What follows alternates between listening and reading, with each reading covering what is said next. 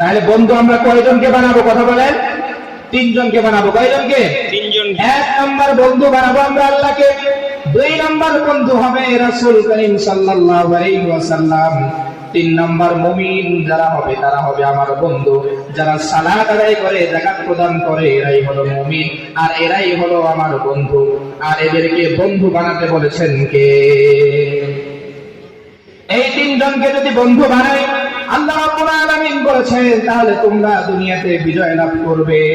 আল্লাহ রাব্বুল আলামিন ঘোষণা করছেন, ওয়া মান ইয়াতাওয়াল্লাল্লাহা ওয়া রাসূলাহু ওয়াল্লাযীনা আমানু ফাইন্না হিজবাল্লাহি হুমুল গালিবুন। জোরে বলি আল্লাহু আকবার।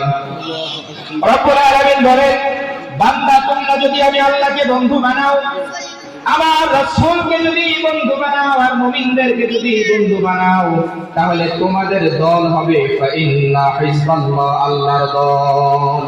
আর যারা দুনিয়াতে আল্লাহর দল গঠন করতে পারবে, আল্লাহর দল যারা বানাতে পারবে, রব্বুল আলামিন তাদেরকে ঘোষণা করেছেন হুমুল গালিবুন।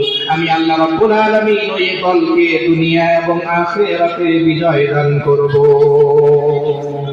সুবহানাল্লাহ। তাহলে বলেন তো, বন্ধু আমরা কাদেরকে বানাবো? কয়জনকে বন্ধু বানাবো বলেন? তিনজন। কয়জনকে? তিনজনকে। এক নাম্বার হচ্ছে কাকে বলেন তো? আল্লাহকে। দুই নাম্বার কাকে? রাসূল।